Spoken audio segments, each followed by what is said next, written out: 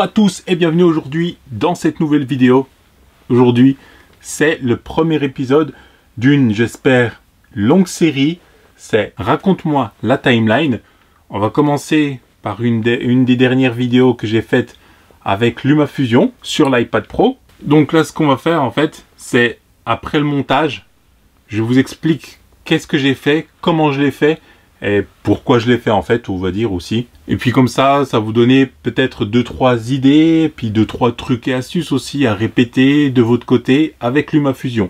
Donc là, j'ai l'iPad Pro sous les yeux. Et le câble, si vous vous demandez, c'est juste pour le recharger, hein, pour pas bouffer toute la batterie. Moi, j'utilise l'Apple Pencil, parfait pour travailler avec l'iPad Pro ou même l'iPad de 6e génération, si je me trompe pas. On est dans LumaFusion, on va commencer. Vous avez déjà vu la vidéo il y a quelques temps, il y a quelques semaines, 2 semaines ou 3 semaines, je me rappelle plus exactement. Au cas où ça va s'afficher quelque part par là, la vidéo. Et puis là, je vais vous montrer comment j'ai fait et on va commencer par la première chose, c'est le titre de début. Comment j'ai réalisé ce titre de début en fait, ça va être tout simple. Enfin, tout simple, quand je dis tout simple, pas forcément en fait. En fait, le titre, j'ai dû le créer avec 3 projets en tout. Pour des raisons en fait d'image clé, et le fait que les éléments qui composent l'intro ne peuvent pas être séparés s'ils sont créés tous en même temps dans le même projet en fait. C'est pour ça que j'ai dû sauter sur 3 projets. Alors on va commencer par le premier projet. Donc en fait ce que j'ai pris, ce sont des titres. Les titres, c'est les titres plain white en fait.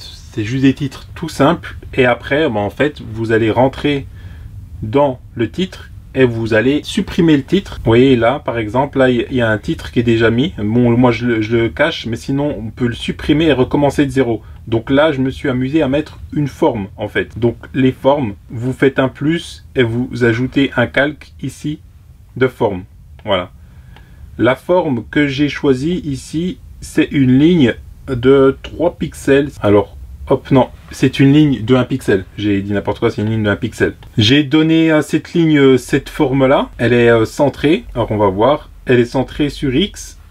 Sur Y, elle est relevée, en fait. Et je voulais, en fait, mettre drone plus snow ici, en fait. Donc, elle est positionnée par rapport au texte. C'est pour ça que je l'ai caché, en fait, après. Donc, j'ai créé une première forme comme ça. J'ai créé une deuxième forme ici, c'est exactement la même.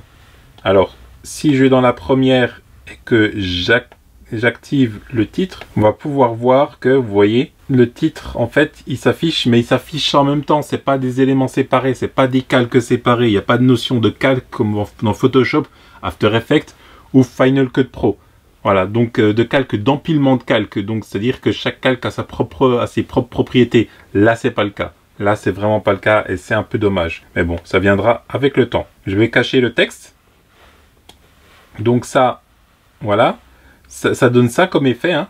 Comment ça se passe? En fait, c'est ici que ça se passe, dans cadre et ajustement, et dans coupe des bords. Donc, je me suis servi de la coupe de bord droite. J'ai mis une première clé au tout début. Et quand on avance, vous voyez qu'en fait, je me suis mis au bord, voilà, du trait. Et quand on avance, pouf, on arrive à 50%. J'ai fait la même chose pour l'autre trait, en fait, mais avec une coupe de bord gauche.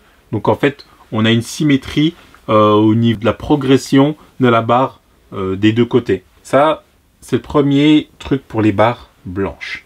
Pour les barres bleues, j'ai exporté le titre intro et ensuite, je l'ai réimporté ici. Vous voyez, ici, je l'ai réimporté. Et quand ça a été terminé, boum, quand ça arrive à 50%, j'ai mis ces barres bleues. Comment j'ai fait? J'ai fait exactement de la même façon. Donc, on va aller voir dedans. La forme, c'est une ligne, cette fois-ci, avec 3 pixels. La couleur, j'ai mis du bleu. J'aurais pu mettre n'importe quelle autre couleur, hein, peu importe. Mais moi, j'avais choisi le bleu pour ça. Et donc, après, pareil pour la coupe des bords, c'est exactement le même principe. Donc, sauf que là, on commence à 50, hein, donc à la moitié de l'écran. Et pour évoluer vers du 27,6 à la fin. J'ai calculé par rapport au trait qui apparaît ici en blanc, hein, tout simplement parce que j'ai voulu vraiment faire un parallélisme de construction en fait. Et donc au final, l'intro ça donne ça. Voilà. Et ça, je l'ai encore réexporté. Je sais, c'est un petit peu... voilà, ça prend du temps énormément, mais il faut passer par là pour pouvoir se créer des intros personnalisées. Je pourrais vous exporter ça, puis vous le mettre, vous pouvez le télécharger après par la suite pour pouvoir le réimporter dans LumaFusion. C'est ce que je vais faire. Ensuite, on passe au titre intro numéro 3. Donc, j'importe ce que j'ai fait avec les traits, plus derrière, voilà, je remets cette fois-ci le titre pour que il évolue, alors qui commence à s'écrire depuis le centre jusque sur les bords. C'est tout simple, j'ai mis uniquement du texte et au niveau de la coupe des bords, vous devinez que j'ai utilisé celle de gauche et de droite, que je les ai mis à 50 dans un premier temps, que j'ai remis une deuxième clé un peu plus loin, environ à, voilà, à 4 secondes ici, et je me suis arrêté au bord hein, pour que voilà, ça aille pas trop vite ni trop lent. Donc voilà ce que ça donne uniquement pour l'intro. Voilà. Et c'est tout pour l'intro. Je vous laisse digérer ce petit morceau dans un premier temps. Et puis la suite, on la verra la semaine prochaine, parce que la semaine prochaine, on va s'attaquer au gros hein, du montage de la vidéo sur LumaFusion. Jusque-là, je vous dis photographier, filmer, voler en toute sécurité. À la prochaine. Peace!